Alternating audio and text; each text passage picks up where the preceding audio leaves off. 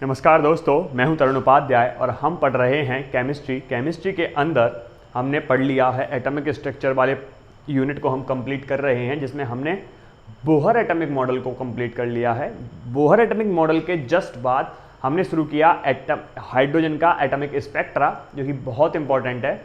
अब क्योंकि हमने पूरी बोहर एटॉमिक मॉडल को कंप्लीट कर लिया है, तो जाहिर सी बात है कि बोहर के एटॉमिक मॉडल में कुछ कमियां रह गई। तो आज जानेंगे क्या थी वो कमियां और किस साइंटिस्ट ने उन्हें दूर किया है, जानेंगे इस वीडियो में। तो सबसे पहले हम पढ़ने वाले हैं limitation of Bohr atomic model, यानी बोहर के परमाणु मॉडल में कमियां।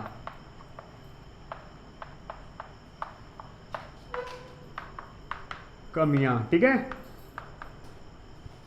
यानी कौन सी वो कमियां थी जो बोहर ने अपने एटॉमिक मॉडल में छोड़ दी, या ये कहें कि कौन कौन सी बातों को वो एक्सप्लेन नहीं कर पाए, या ये कहें कि किन प्रिंसिपल्स के साथ इनकी बात कॉन्ट्रडिक्ट कर रही थी। सबसे पहले जो बिल्कुल इजी है, जो मैंने आपको कल भी बताया कि बोहर का जो एटॉमिक मॉडल है वो केवल एक इलेक्ट्रॉन वाले परमाणुओं के लिए ही एप्लीकेबल है। मोर देन वन, यानी एक से अधिक इलेक्ट्रॉन वाले किसी भी एटॉमिक के लिए वो एप्लीकेबल नहीं है। ये एक लिमिटेशन है बोहर एटॉमिक मॉडल की। तो लिख लीजिए इस बात को कि बोहर का जो एटॉमिक मॉडल है वो केवल एक इलेक्ट्रॉन, या कहें मोनो इलेक्ट्रॉनिक के लिए ही एलिजिबल है, not more than one. Not more than one, मैंने आधी आधी बात लिखी, आप पूरी पूरी लिख लीजिए कि बोहर का जो एटॉमिक मॉडल था वो केवल एक इलेक्ट्रॉन वाले परमाणुओं के लिए ही एलिजिबल था, बाकी एक से ज्यादा वाले परमाणुओं के लिए एप्लीकेबल नहीं था।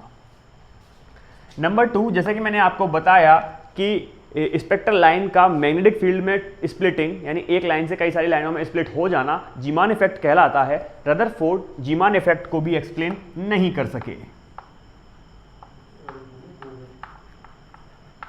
ठीक है, यानी बोहर, मैं रदरफोर्ड बोल गया हूं गलती से, तो बोहर जो है वो जीमान इफेक्ट को एक्सप्लेन नहीं कर सके। नंबर 3, स्टार्क इफेक्ट, जो मैंने आपको कल बताया क्या होता है स्टार्क इफेक्ट, याद है या भूल गए? स्टार्क इफेक्ट होता है स्पेक्ट्रल लाइन का इलेक्ट्रिक फील्ड के अंदर स्प्लिटिंग, यानी एक लाइन का कई सारी लाइनों में टूट जाना, स्प्लिटिंग इसे कहते हैं। किसमें?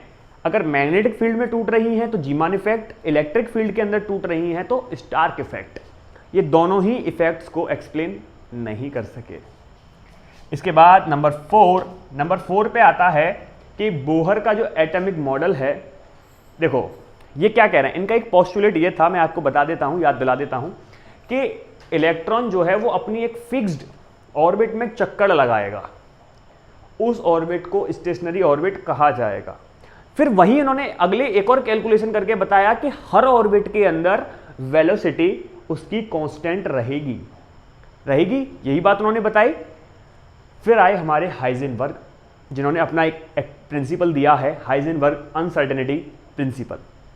उन्होंने कहा है किसी भी पार्टिकल का एट ए सेम टाइम वेलोसिटी और पोजीशन को आप मेजर कर ही नहीं सकते। अगर आप वेलोसिटी मेजर कर रहे हैं तो उसकी पोजीशन में अनसर्टेनिटी आ जाएगी, अगर आप पोजीशन मेजर कर रहे हैं तो उसकी वेलोसिटी में अनसर्टेनिटी आ जाएगी। जबकि बोहर क्या कह रहे हैं कि वेलोसिटी भी फिक्स है और उसकी पोजीशन, यानी जो पर्टिकुलर स्टेशनरी ऑर्बिट है वो भी फिक्स है। दोनों बातें एक दूसरे को कॉन्ट्रडिक्ट कर रही हैं। जाहिर सी बात है कि हाइजेनबर्ग का अनसर्टेनिटी प्रिंसिपल ज़्यादा स्टेबल है, तो बोहर का ये एक लिमिटेशन बन गया। तो हम कहेंगे कि हाइजेनबर्ग अनसर्टेनिटी प्रिंसिपल, या फिर क्या कहेंगे, हाइजेनबर्ग अनसर्टेनिटी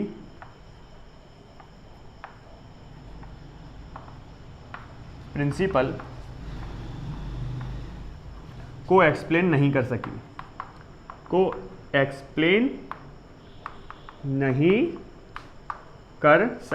कौन? बोहर के एटॉमिक मॉडल। ठीक है, इसके बाद आता है डी ब्रॉगली। डी ब्रॉगली के प्रिंसिपल को भी एक्सप्लेन नहीं कर सके। क्यों? डी ब्रॉगली ने यह कहा कि कोई भी चीज़ है, कोई भी पार्टिकल है, वो दो डुअल नेचर रखेगा। डुअल नेचर ऑफ मैटर के नाम से हम आपको चैप्टर भी कराएंगे। फिलहाल के लिए आप इतना याद रखिए कि हर मैटर का, हर पार्टिकल की दो नेचर होती हैं, पहला वेव नेचर और दूसरी है पार्टिकल नेचर। लेकिन बोहर ने इलेक्ट्रॉन की जो मोशन को माना है वो पार्टिकल को लेके माना है, उसकी वेव नेचर को पूरी तरीके से समाप्त करके माना है। तो इसलिए ये भी डी ब्रोगली के जो प्रिंसिपल है डुअल नेचर ऑफ मैटर, इसे भी एक्सप्लेन नहीं कर सके।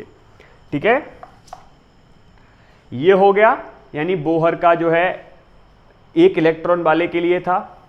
जीमान इफेक्ट को ये एक्सप्लेन नहीं कर सके, स्टार्क इफेक्ट को भी ये एक्सप्लेन नहीं कर सके, हाइजेनबर्ग अनसर्टेनिटी प्रिंसिपल को भी ये एक्सप्लेन नहीं कर सके, और डी ब्रोगली को भी ये एक्सप्लेन नहीं कर सके। यानी ये इतनी सारी चीज़ों को एक्सप्लेन नहीं कर सके, इसलिए ये फेल हो गए। अब क्योंकि ये फेल हो गए तो इनको कोई ना कोई तो आने वाला था जो इनकी कमियों को दूर करने वाला था। कौन आया इनकी कमियों को दूर करने, और उन्होंने अपने कौन से पोस्टुलेट रखे, एक्चुअली पोस्टुलेट नहीं रखे, उन्होंने इसके अंदर ही जो है थोड़ा सा मॉडिफिकेशन किया है, इसलिए उसे कहा जाता है बोहर समरफील्ड। बोहर के नाम के साथ उनका मॉडल है। ठीक है, तो अगला मैं टॉपिक आपको बताने वाला हूं, बोहर समरफील्ड एटॉमिक मॉडल। ठीक है, इसका आप स्क्रीनशॉट ले सकते हैं या फिर आप इसे उतार भी सकते हैं।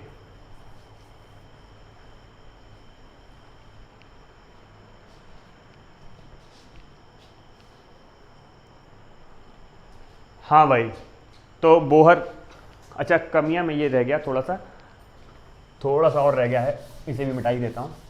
तो अगला मॉडल आया है इनकी कमियों को दूर करने वाला, वो है सोमरफील्ड एटॉमिक मॉडल। समरफील्ड का एटॉमिक मॉडल।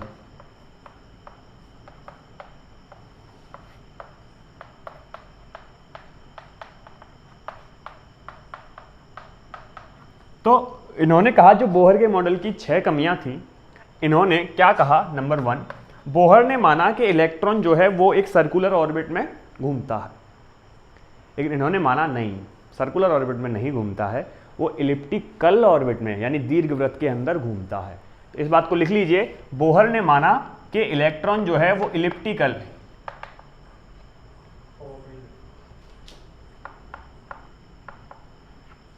ऑर्बिट के अंदर घूमता है, यानी दीर्घवृत्त के अंदर। ठीक है, सोमरफील्ड ने क्या माना कि जो इलेक्ट्रॉन है वो सर्कुलर ऑर्बिट पे नहीं घूमता है, किस पे घूमता है, इलिप्टिकल पे। इलिप्टिकल कुछ ऐसी जिसमें 2 एक्सिस होंगी, मेजर और माइनर। ये मेजर एक्सिस है, ये माइनर एक्सिस है।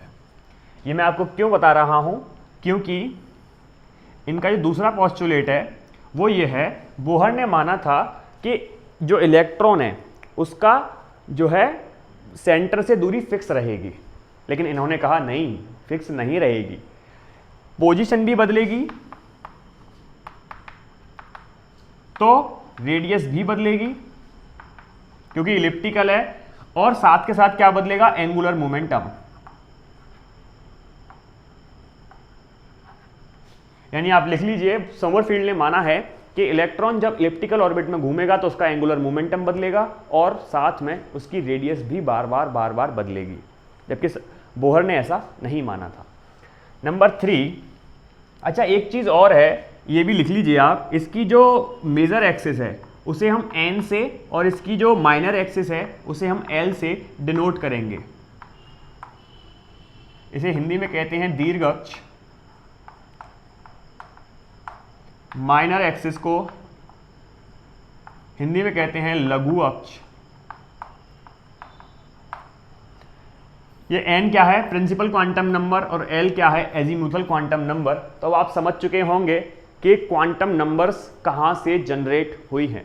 ये जनरेट हुई हैं सोमरफील्ड के एटॉमिक मॉडल के अंदर से। तो अब समझ गए होंगे हम अगला टॉपिक आपको क्या पढ़ाने वाले हैं। ठीक है, पोजीशन बदलेगी, रेडियस बदलेगी, साथ के साथ एंगुलर मोमेंटम भी बदलेगा। नंबर 3 में बहुत बड़ा करेक्शन किया इन्होंने, जो था, जो बोहर ने कहा था कि किसी भी इलेक्ट्रॉन का जो एंगुलर मोमेंटम होगा वो NH/2π के मल्टीपल इंटीग्रल में होगा, यानी H/2π के मल्टीपल इंटीग्रल में होगा, MBR = NH/2π। यही तो हमने बताया था बोहर के लिए mvr इक्वल टू NH/2π। इन्होंने कहा नहीं, ये नहीं होगा, क्योंकि यहां पे बार बार एंगुलर मोमेंटम बदलेगा, तो दो एंगुलर मोमेंटम बदलेंगे। यहां पे हो जाएगा कौन सा, एजीमुथल एंगुलर मोमेंटम, और यहां कौन सा हो जाएगा, रेडियल एंगुलर मोमेंटम। तो दो एंगुलर मोमेंटम होंगे, कौन कौन से, पहला होगा रेडियल, ये मैं तीसरा ही पॉइंट आपको बता रहा हूं, पहला होगा रेडियल,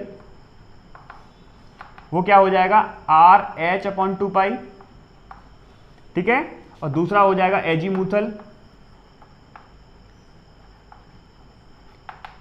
वो क्या हो जाएगा LH/2π। कहीं कहीं एजीमुथल को के भी लिखा गया है, तो कंफ्यूज बिल्कुल मत होइएगा, कहीं कहीं किसी किसी बुक के अंदर एजीमुथल को के साथ भी डिनोट किया गया है, ठीक है, तो कंफ्यूज मत हो जाइएगा। तो फिर उन्होंने क्या बताया, जो MVR होगा वो इन दोनों के सम के इक्वल होगा, यानी RH/2π प्लस LH/2π, ठीक है। अगर मल्टीपल इंटीग्रल की बात करें तो इनके साथ आप n का मल्टीप्लाई कर सकते हैं जब n की वैल्यू मोर देन 1 है। 3 ये हो गए, ठीक है। चौथा और है, जो जगह नहीं बची है तो मैं कहाँ बता दूँ, यहाँ बता देता हूँ। चौथा एक और पोस्टुलेट है उनका कि जो शेप है शेल की, वो कैसे निकलेगी, वो निकलेगी n/l के रेशो से, यानी प्रिंसिपल क्वांटम नंबर और एजीमुथल क्वांटम नंबर का रेशो कर दिया जाए तो सेल की जो शेप है वो निकल के आ जाएगी। बोहर का ये एक कमी थी ना, बोहर की क्या कमी थी, क्योंकि ज्योमेट्री को और उसकी जो शेप है उसको एक्सप्लेन नहीं कर पाए थे। मैंने आपको बताया ना, जो बोहर हैं वो एटम की शेप को और ज्योमेट्री को एक्सप्लेन नहीं कर पाए थे, इन्होंने एक्सप्लेन कर दिया है। इन्होंने बताया है कि जो शेप है वो कैसे होगी, principal quantum number upon azimuthal quantum number, ठीक है। तो ये पूरा है बोहर का जो एक सब्स्टिट्यूशन है या कहें मॉडिफिकेशन है, जिसे दिया है समरफील्ड ने काफ़ी बहुत अच्छा काम किया है। अब ये लगभग परफेक्शन के करीब पहुंच चुका है, ठीक है।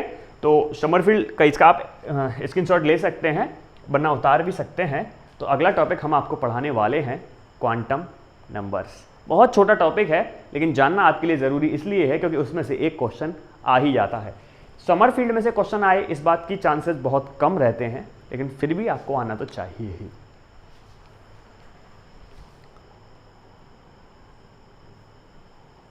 ओके, तो अब हम आपको पढ़ाएंगे क्वांटम नंबर्स।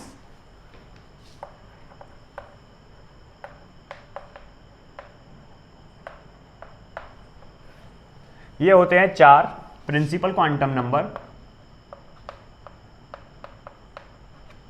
प्रिंसिपल के बाद होता है, यानी इसे n से डिनोट करते हैं। फिर है मैग्नेटिक क्वांटम नंबर, मैग्नेटिक नहीं एजीमुथल लिख लो पहले। Principal quantum number, azimuthal quantum number, magnetic quantum number और स्पिन क्वांटम नंबर। हिंदी में बात करें तो मुख्य क्वांटम संख्या, द्विगंशी क्वांटम संख्या, चुंबकीय क्वांटम संख्या और स्पिन यानी चक्रण क्वांटम संख्या, ठीक है। इसे डिनोट करेंगे n से, l से, NLMS, ऐसे याद रखना, NLMS, NLMS, NLMS, NLMS, यानी n मुख्य क्वांटम संख्या, l azimuthal, m magnetic, s spin यानी चक्रण क्वांटम संख्या, ठीक है। अच्छा, ये किसको बताएगी, ये बताएगी शेल को या ऑर्बिट को या एनर्जी लेवल को। ये सब कर दो, यानी सब सेल को, सब ऑर्बिट को या फिर सब एनर्जी लेवल को,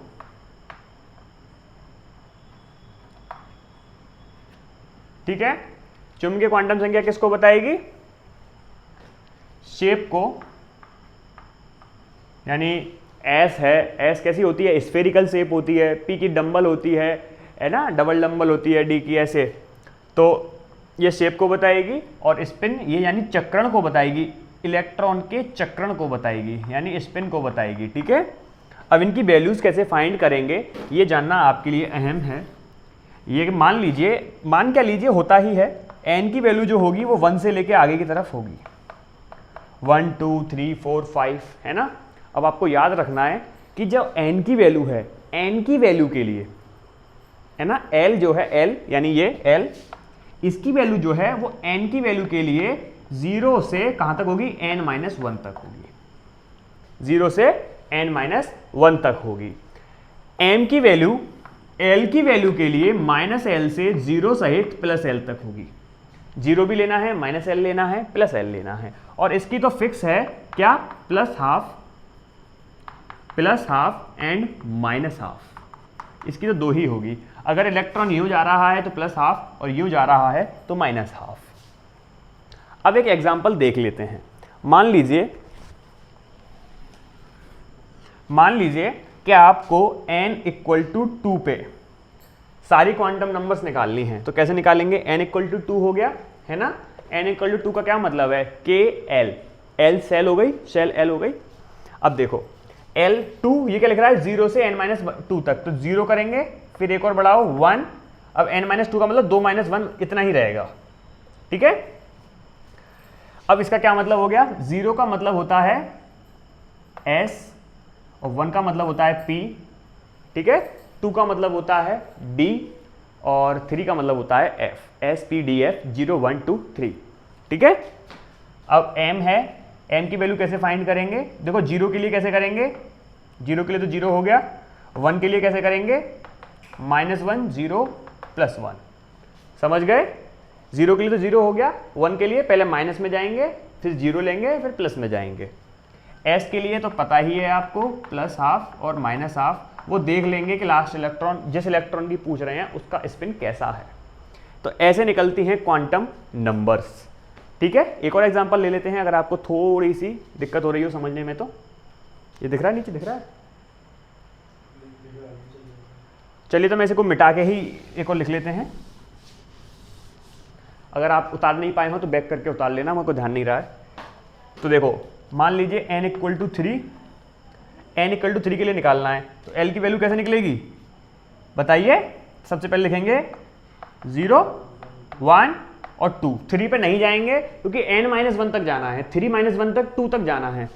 अब देखो n की वैल्यू लिखने के लिए ये बहुत इंटरेस्टिंग है, 0 के लिए 0, 1 के लिए -1 0 +1, 2 के लिए -2 -1 0 +1 +2, और 3 है नहीं तो बस यहीं छोड़ेंगे।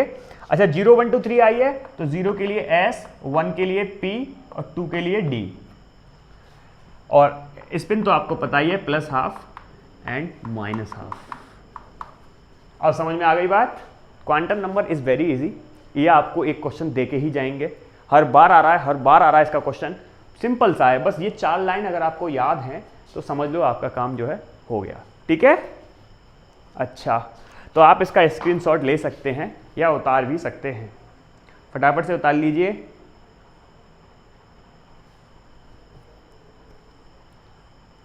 ठीक है, तो अब मिटा क्या देता हूँ, वीडियो यहीं ख़त्म करते हैं। कल मैं आपको बताऊंगा डी ब्रोगली, क्योंकि बोहर का एटॉमिक मॉडल फेल हुआ है डी ब्रोगली पे और अनसर्टेनिटी प्रिंसिपल के अंदर, जो कि हाइजेनबर्ग का है, तो वो मैं आपको बताऊंगा। तो अब इतना ही है ना, प्रिंसिपल होगी, एजीमुथल हो गई, मैग्नेटिक हो गई, स्पिन हो गई, ये 4 क्वांटम नंबर्स हो गई, ठीक है। इसे ऑर्बिटल एंगुलर मोमेंटम भी कहते हैं, एजीमुथल क्वांटम नंबर को orbital angular momentum quantum number भी कहते हैं, ये लिख लेना। मैग्नेटिक तो है ही, स्पिन है ही। तो आज के लिए इतना ही, कल मिलेंगे अनसर्टेनिटी प्रिंसिपल के साथ, और हुंड का रॉ भी चलो आपको बता ही देंगे, हुंड का जो रूल है वो बता ही देंगे, और आपका डी ब्रोगली। मुझे लगता है कि यहीं पे जो चैप्टर की यूनिट है वो खत्म हो जाएगी, फिर अगली यूनिट स्टार्ट करेंगे। तो आज के लिए इतना ही। मैं तरुण उपाध्याय आपकी खिदमत में हाजिर हूँ। सब्सक्राइब कीजिएगा हमारे चैनल को, और हमारे साथ टेलीग्राम पे जुड़ जाइए, जहाँ हम डेली टेस्ट ले रहे हैं, ठीक है। और प्लीज़ सब्सक्राइब कीजिएगा, शेयर कर दीजिएगा अपने दोस्तों में। मिलते हैं नेक्स्ट वीडियो में।